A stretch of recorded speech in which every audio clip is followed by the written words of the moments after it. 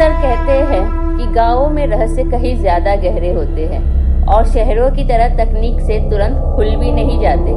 वैसे ही एक रहस्य हमारे माटीपुर गांव से उठा और उसकी शुरुआत गांव के बीचों बीच बाबा का पीपल था, जिसके नीचे अक्सर लोग दोपहर की ताश या रात की चौपाल किया करते थे।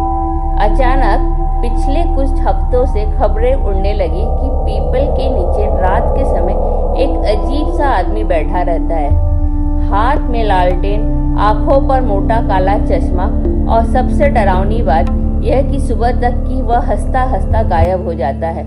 लोगों का कहना था कि यह कोई भूत है, लेकिन सवाल था भूत को चश्मे की क्या जरूरत हो सकती है। देखा था भूत मैंने। रात देर हो गई थी आने में शहर से। दूर से ही उसकी डरावनी झलक देखकर मैं तो दुम दबाकर भागा घर की ओर। सही कह रहे हो भैया, जान बची तो लाखों पाए। सुना है बड़ा मोटा बड़ा तगड़ा भूत है, बहुत डरावना दिखता है। मैंने तो ये भी सुना है कुछ मुंह चलाने की आवाज आती है, जैसे कोई इंसान जानवर मारकर खा रहा हो।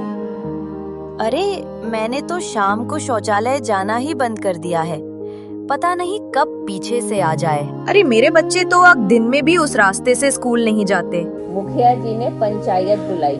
गांव का सबसे अनोखा आदमी था लंका यादव। नाम लंका पर कामों में पूरी महाभारत रच डालता। सबने तय किया कि रहस्य की तहकीकात लंका करेगा। भीड़ से आवाज आई, बस बायां हाथ खाली होना चाहिए, क्योंकि उस वक्त लंका के हाथ में मूंगफली थी। 2 अब तय हुआ मामले की जांच लंका करेगा। लंका ने 2 लड़कों पिंटू और बनवारी को भी साथ लिया और रात को पीपल के पास जा बैठा। अंधेरा घना था। अचानक सरसराहट हुई। लंका भैया, कुछ आ रहा है, डर लग रहा है भैया, हमको चले यहाँ से।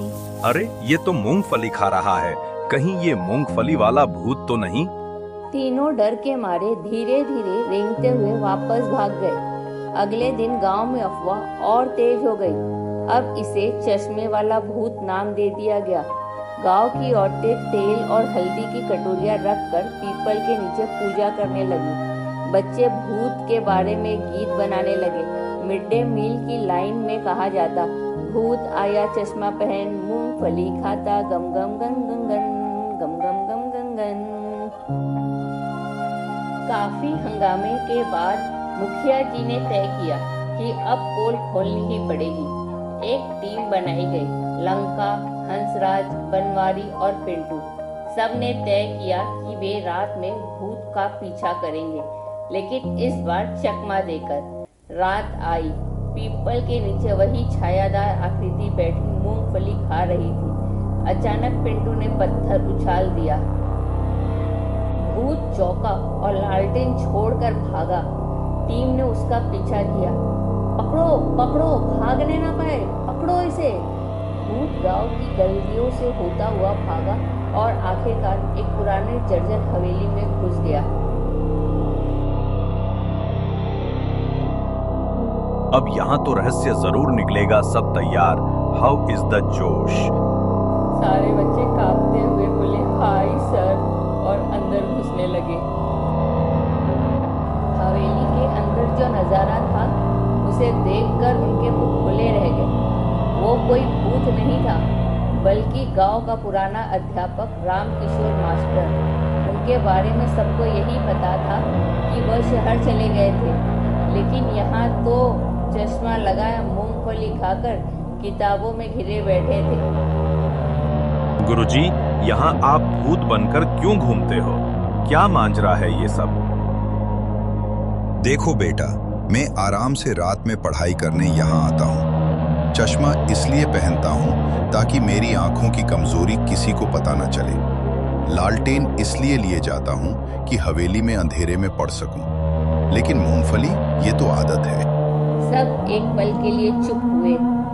फिर हंसराज जोर से ठहाका लगाकर हंसा और बोला, मतलब पूरा गांव भूत भूत खेल रहा है और मास्टर साहब यहाँ मूंगफली पार्टी कर रहे हैं। अब तो पूरा गांव इस बात पर इतना हंसा कि महीनों तक चुटकुले बने। जब भी कोई चश्मा पहनकर आता, बच्चे चिल्लाते, देखो चश्मे वाला भूत। ताश खेलने वालों ने लालटेन रखनी शुरू कर दी और रामकिशोर मास्टर खुद भी मुस्कुराकर कहते, किताब पढ़ना भी आजकल डरावना काम हो गया है।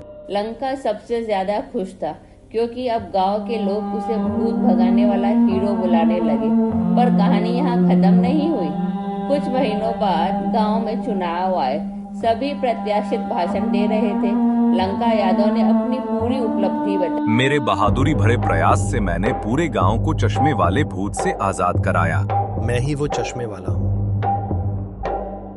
मुझे भूत कहकर अपनी बहादुरी का नाम बना लिया। असली भूत तो इनके झूठ है। गांव वाले फिर हंसी से लूटपुट हो गए। चुनाव में लंका हार गया, लेकिन गांव हमेशा बताता रहा कि कैसे एक चश्मे वाला मास्टर ने पूरा गांव हिला दिया। अगर आप जान पाए थे कि स्टोरी का असली भूत कौन है तो कमेंट करके जरूर बताइएगा। इस स्टोरी से क्या सीखा हमने वो भी बताइएगा। और वीडियो अच्छी लगी है तो लाइक, शेयर और सब्सक्राइब कीजिए।